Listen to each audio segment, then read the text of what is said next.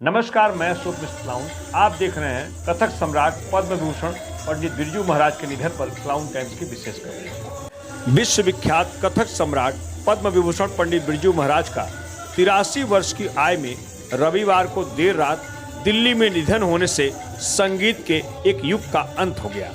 उनके निधन की सूचना मिलते ही पूरे भारत में उनके प्रशंसकों के साथ ही कला और संगीत की नगरी काशी के संगीत घरानों में शोक की लहर दौड़ गई। महाराज के निधन पर शोक संवेदना व्यक्त करने वालों का तांता लग गया। कथक सम्राट बिरजू महाराज के निधन पर बनास घराने के प्रख्यात शास्त्रीय गायक पद्म भूषण पंडित साजन मिश्र ने कहा कि उन्होंने एक हीरा खो दिया। हाँ, क्लाउन हम लोग के साथ में उनका बड़ा प्रेम रहा और दूसरे हम लोग 5 प्रोग्राम ऑल ओवर इंडिया और लंदन में भी किए थे। तो महाराज जी, पंडित किशन महाराज जी, पंडित बिरजू महाराज जी और हम लोग,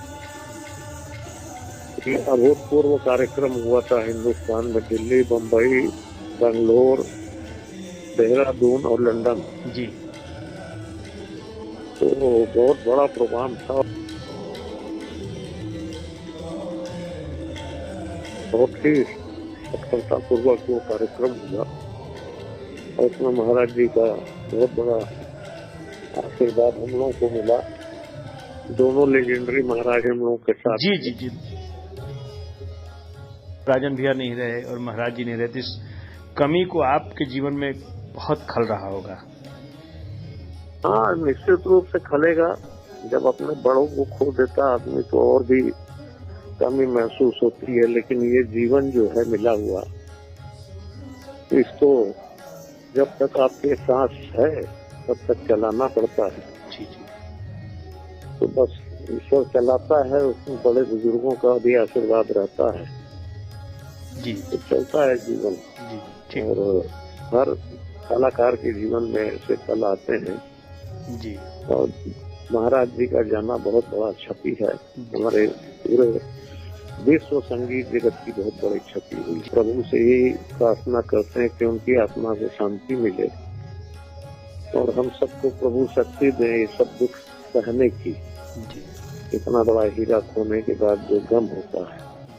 कथक सम्राट पंडित बिरजू महाराज के निधन पर वाराणसी के वरिष्ठ पत्रकार और संगीत मर्मज्ञ पंडित अमिताभ भट्टाचार्य ने अपनी शोक संवेदना व्यक्त करते हुए कहा कि महाराज जी ने अपने कथक नृत्य के माध्यम से भारत का सम्मान पूरे विश्व में स्थापित किया है। गत 60 वर्षों से कथक नृत्य के सम्राट पद पर आसीन पंडित बिरजू महाराज का निधन नितांत ही असामयिक है। गत 100 वर्षों में 2 पुरुष नर्तक ने भारत का सम्मान विश्व में स्थापित किया। उनमें स्मृतिशेष पंडित गोपी कृष्ण और न चाहकर भी कहना पड़ रहा है स्मृतिशेष पंडित बिरजू महाराज एक असाधारण स्तर के कलाकार रहे हैं। बिरजू महाराज न केवल कथक नृत्य अपितु गायन एवं सरोद वादन में भी प्रवीण थे और उनको सही अर्थ में चतुरंग नर्तक कहा जाता था। नृत्य के हर अंग में उनके अधिकार।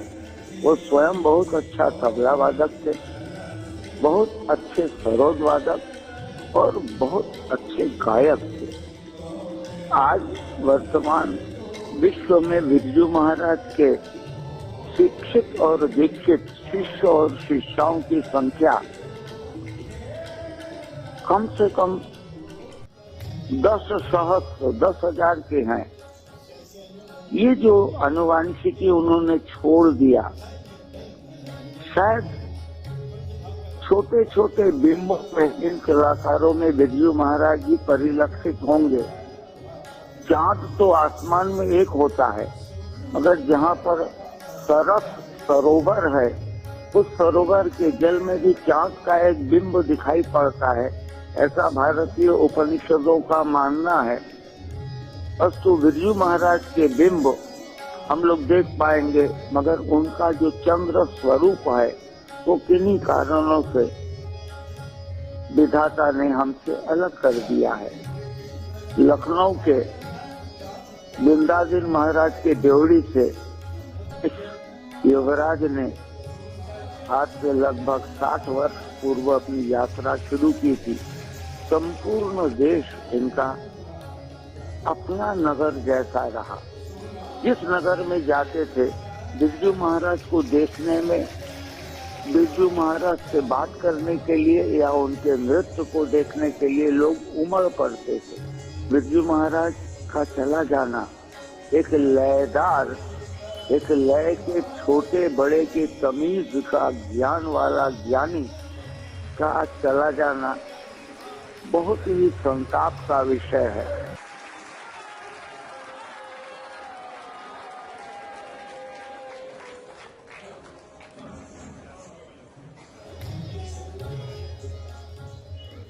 बनास घराने से पंडित बिरजू महाराज का काफी गहरा नाता है। उनकी साली गायत्री के दोनों बेटे सौरव गौरव मिश्र को भी महाराज जी से नृत्य सीखने का सौभाग्य मिला है।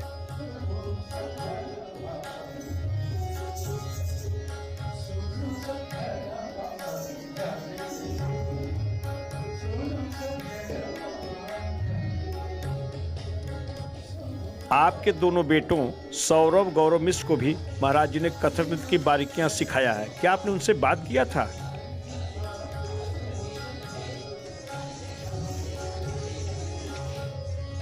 सिखाएंगे कि नहीं सिखाएंगे, तो कहे कि नहीं भेज दो। हम तो बार बार अभी बीच में भी बुला रहे थे कि तुम लोग चले आओ यार, वहाँ पर क्यों हो, अपने मम्मी को भी लेकर आओ। इतना दिन से हम बुला रहे हैं, तुम लेकर नहीं आ रहे हो। हमारे साथ हैं बनास घराने के प्रख्यात कथक गुरु रविशंकर जी। आइए जानते हैं बिरजू महाराज जी के निधन पर आपका क्या संदेश है। सबसे पहले तो मैं महाराज जी को शत शत नमन करता हूँ। ये जो है बहुत ही दुखद हम लोग के लिए है। कथक की बहुत बड़ी हानि है, क्योंकि हम लोगों ने जब से बचपन से नृत्य सीखना शुरू किया तब से एक ही नाम जाना, महाराज जी का। उसके बाद फिर हमारे गुरुजी ने सिखाया, पढ़ाया, दिखाया कि जो है कि ये महाराज जी ने इतना सरल कथक की परिभाषा को इतना उन्होंने सरल कर दिया कि आम जन भी जो है उसमें आनंद लेने लगे। पहले तो ये शास्त्रीय नृत्य था, एक सीमित ऑडियंस थी, जनता थी, मगर महाराज जी ने इसका इतना प्रचार किया, इतना प्रसार किया कि आज जितने भी कलाकार हैं उनके नाम से कमा खा रहे हैं। और घराना की बात है तो बनारस उनका बहुत प्रिय जगह था शुरू से, इसलिए शायद उनकी शादी भी बनारस में हुई। और बनारस घराने को लेकर, लखनऊ घराने को लेकर उन्होंने बड़ा ही सुंदर संयोग और बड़ा ही सुंदर उन्होंने समावेश किया है। और हम लोग बहुत सौभाग्यशाली हैं कि साथ में आशीर्वाद पाने का, कुछ सीखने का, कुछ पाने का अवसर मिला है।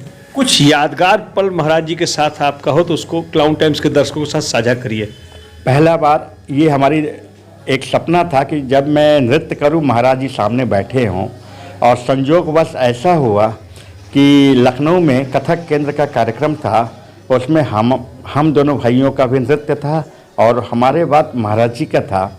लेकिन चूँकि बनारस घराने का नृत्य था, हर तोड़ों में, हर चीज़ों में वो क्या है कि तालियों से जो है लोगों ने आशीर्वाद देना शुरू किया। तो महाराज जी अपने ग्रीन रूम से बाहर आ गए और पूरे कार्यक्रम को उन्होंने देखा है और पूरे आशीर्वाद मिला। उसके बाद फिर तुरंत जो है दिल्ली हम लोग को बुलवाए और उसके बाद से निरंतर हम लोग महाराज जी के संपर्क में रहे और आशीर्वाद मिलता रहा। अभी हम लोग गए थे साल भर पहले, साल भर भी नहीं हुआ है, महाराज जी से मिलने गए थे कोविड के बाद, कोविड का ही चल रहा था, तो आशीर्वाद मिला है। और अपनी उनकी एक रचना जो है उन्होंने ठुमरी है, संग्रह जो है, और महाराज जी ने हमको दिया और बोले कि मैं आशीर्वाद दे रहा हूँ, इसे संभाल के रखना।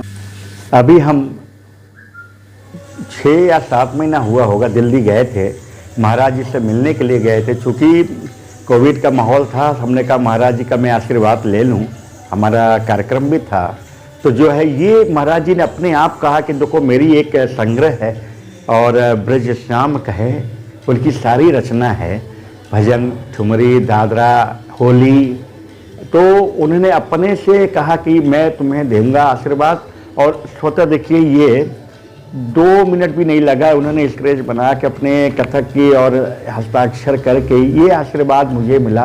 ये मेरे लिए जो ऐसे दिन था, अमूल्य समय था जीवन का कि महाराज जी का जो है मुझे आशीर्वाद मिला है। मेरी हार्दिक इच्छा थी कि मैं नृत्य ज़्यादा से ज़्यादा सीख पाऊँ, मगर जो भी मिला है मेरे सौभाग्य है और मुझे कोशिश है करूँगा कि पूरे 100% में उसको निभाऊँ। कथक सम्राट पद्म विभूषण पंडित बिरजू महाराज से संकट मोचन संगीत समारोह में हमें भी बातचीत करने का विशेष अवसर मिला था। इतने बड़े कलाकार का इतना सहज और सरल व्यक्तित्व आज भी हमारे मन मस्तिष्क पर अमिट छाप छोड़ गया है। देखिए क्लाउन टाइम्स के साथ कथक सम्राट की खास बातचीत। क्लाउन टाइम्स से सीधी बात में कथक सम्राट पंडित बिरजू महाराज ने कहा कि रियलिटी शो में कचरे को भी डांस कहा जाता है। जो रियलिटी शो हो रहे हैं डांस के, इस बारे में आपका क्या कहना है?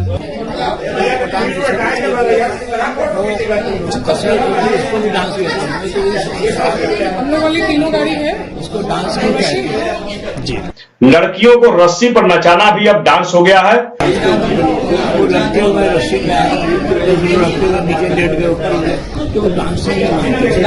आपकी शिष्या माधुरी दीक्षित उस शो की जज हुआ कर, कभी उनसे बात हुई आपकी इस विषय पे? मैं उनके साथ बहुत काम किया। अभी जो माधी.com पे तालीम है, मैंने दी है, कथक की तालीम दी है, तो वो कभी कभी लोग सीखते हैं उससे। माधुरी में बहुत मानते हैं, गुरु मानते हैं। पंडित बिरजू महाराज ने बताया कि माधुरी दीक्षित हमें गुरु मानती हैं। मैंने उनके साथ माधुरीदीक्षित.com पर बहुत काम किया है। कहा कि माधुरी दीक्षित के साथ रियलिटी शो डांस प्लस में भी डांस किया है। रियलिटी शो में उनके साथ आपका परफॉर्मेंस भी हुआ था। वो डांस प्लस देखते चीज क्या है। भले ही संकट मोचन संगीत समारोह में बॉलीवुड के धक धक गर्ल नहीं आई, किंतु यह मंच इतना बड़ा है जहां कथक सम्राट बिरजू महाराज अपनी प्रस्तुति कर स्वयं को धन्य समझते हैं। देखिए क्लाउन टाइम्स के साथ पद्म विभूषण पंडित बिरजू महाराज के वाराणसी में आयोजित महाशिवरात्रि महोत्सव और संकट मोचन संगीत समारोह के कुछ यादगार पल की खास प्रस्तुति।